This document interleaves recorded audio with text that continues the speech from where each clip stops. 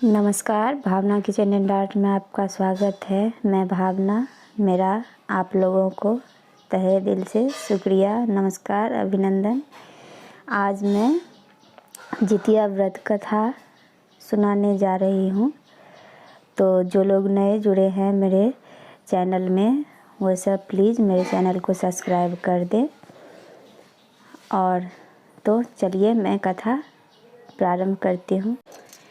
एक समय की बात है, नर्मदा नदी के पास कंचनबटी नामक एक नगर था। उस नगर के राजा का नाम मलयकेतु था। नर्मदा नदी के पश्चिम में बलुआहट्टा नाम की मरुभूमि थी, जिसमें एक विशाल पाकर का पेड़ पर एक चील रहती थी। उसी पेड़ के नीचे एक सियारिन भी रहती थी। दोनों पक्की सहेलियां थीं। दोनों ने कुछ महिलाओं को देखकर जितिया व्रत करने का संकल्प किया और दोनों ने भगवान श्री जीवतवाहन की पूजा और व्रत करने का प्रण ले लिया। लेकिन उस दिन दोनों को व्रत रखना था।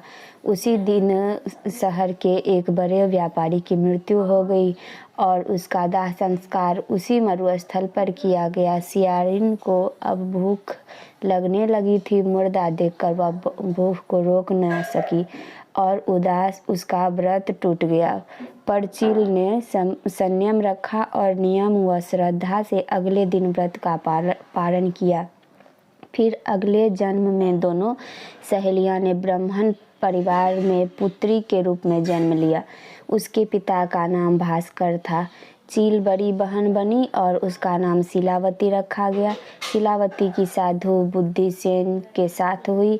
सियारिन छोटी बहन के रूप में जन्मी और उनका नाम कर्पूरावती रखा गया। उसकी शादी उस नगर के राजा मलयकेतु से हुआ।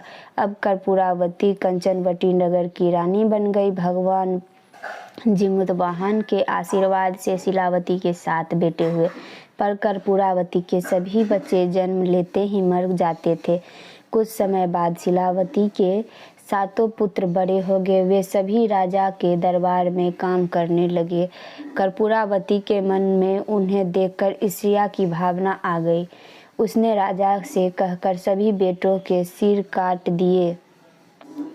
उन्हें 7 नए बर्तन मंगवाकर उसमें रख दिया और लाल कपड़े से ढककर शिलावती के पास भिजवा दिया। यह देख भगवान जीवतवाहन ने मिट्टी से 7 भाई के सर बनाए और सभी के सिर को उसे धड़ से जोड़कर उस पर अमृत छिड़क दिया, जिससे उनमें जान आ गई। 7 युवक जिंदा हो गए और घर लौट आए। जो कटे सिर रानी ने भेजे थे वो फल बन गए, ताड़ के फल। और दूसरी ओर रानी कर्पूरावती बुद्धिसेन के घर से सूचना पाने को व्याकुल थी। जब काफ़ी देर सूचना नहीं आई तो कर्पूरावती स्वयं बड़ी बहन के घर गई और वहाँ सबको जिंदा देखकर वह सन्न रह गई और बेहोश हो गई। जब उसे होश आया तो बहन को उसने सारी बात बताई। अब उसे अपनी गलती पर पछतावा हो रहा था। भगवान जीवतवाहन की कृपा से शिलावती को पूर्व जन्म की बातें याद आ गई। वह कर्पूरावती को लेकर उसी पाकर के जड़ के पास गई और उसे सारी बातें बताई। कर्पूरावती बेहोश हो गई और मर गई। जब राजा को इसकी खबर मिली तो उन्होंने उसी जगह पर जाकर पाकर के पेड़ के नीचे कर्पूरावती का दाह संस्कार कर दिया और पुनः अपने राजकाज में व्यस्त हो गए। इसी प्रकार ये कथा है। अब आप आरती कर ले कर्पूर से और जीवतवाहन भगवान का, और यथाउचित देवताओं का भी आरती करें। मेरे चैनल में इतना समय देने के लिए धन्यवाद। हमारे मिथिलांचल में जितिया का बहुत बड़ा महात्म्य है और हिंदू समाज में जितिया को सबसे बड़ा पर्व माना गया है।